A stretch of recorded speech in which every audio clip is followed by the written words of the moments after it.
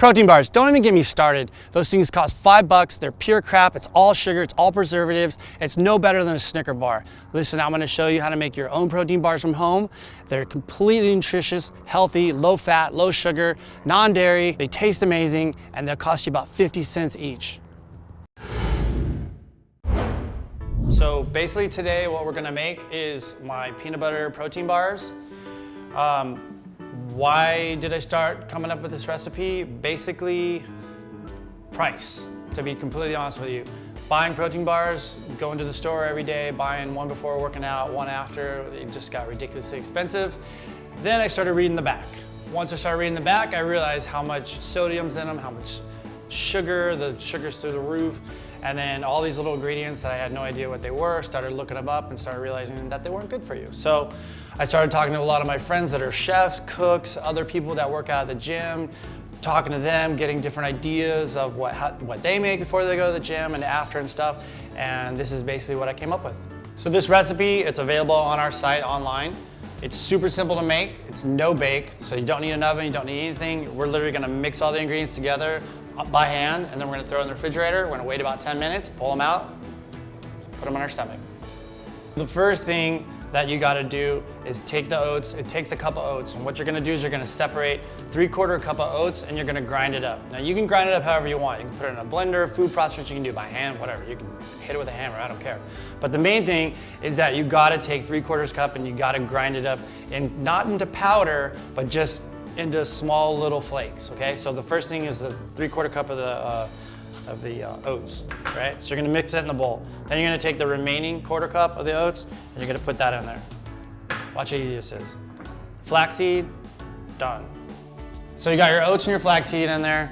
Next thing you're gonna do is the cocoa powder. It doesn't really matter the order of the dry stuff, just throw it all in there. Boom, there's the protein powder. Protein powder, you can use whatever you want. It doesn't matter. Some people like to use peanut butter protein powder, vanilla, plain. I would stick with one of those because the main ingredient is peanut butter. So you want it on your protein powder, you want to stick with something that's just plain vanilla or peanut butter so it doesn't really clash too much. So I got all the dry material in there, and what I'm gonna do is I'm just gonna mix it up. So, done. Okay, so next thing is the agave. So we're gonna throw that in there, and there's some water too. So what I do is I put the water in the agave because agave is not like honey, it's not sticky. So this actually, I just kind of pre-mix it, and it just makes the agave less sticky and easier to work with. And then I pour all that in there. That's our sweetener. So all we're gonna do is we're just gonna put the peanut butter in the bowl. You just put it all in there. Make sure you get it all in there. Make sure you get all the peanut butter in there because this is most of your protein, and this is also what really gives them their taste and makes them hold together. So this is a really important part.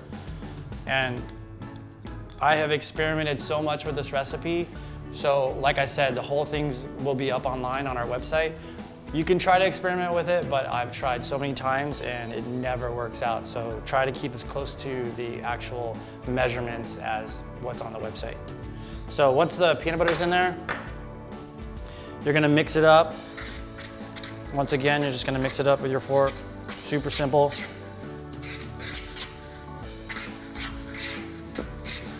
And it really doesn't mix. It really doesn't mix up. So it gets clumpy like this. So once it's all like this, like clumpy, it's kind of like cookie dough.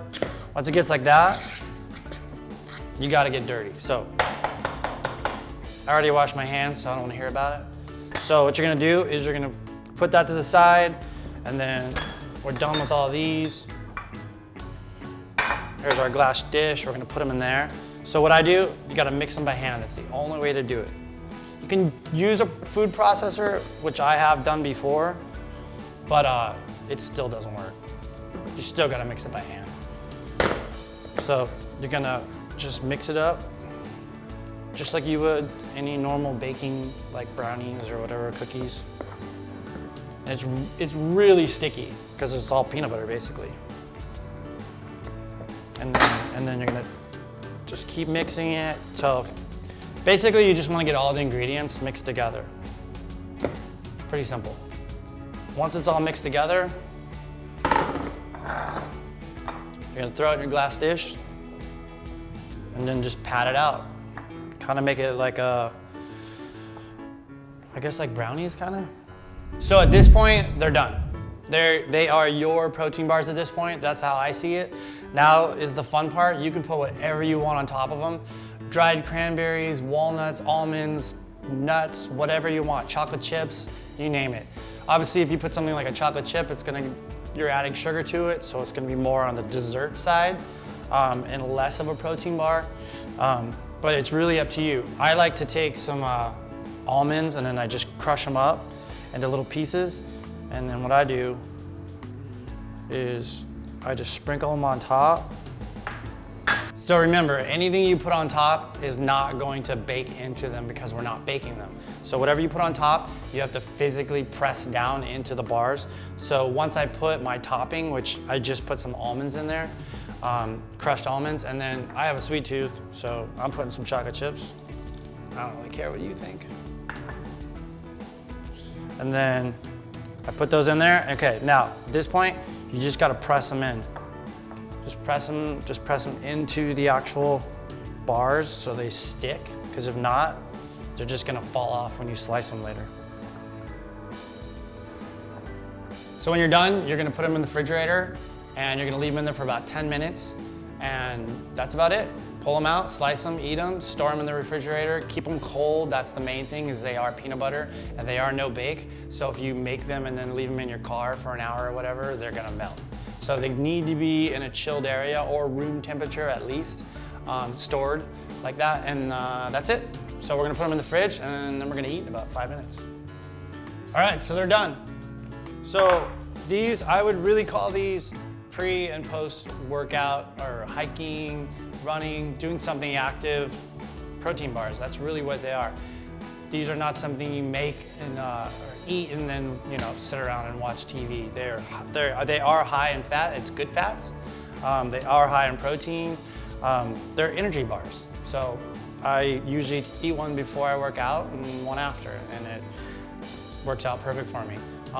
Like I said before, the main difference between these and something you would buy in the store is they don't have all the preservatives and they don't have all the sugar and the salt that you would get buying one, at the store or whatever. Store-bought salsa, it has preservatives, it has sugar, it has salt, tons of salt, and worst of all, it all tastes like crap. I'm gonna show you my family recipe right now that you can make under 10 minutes, and it tastes amazing and it's healthy.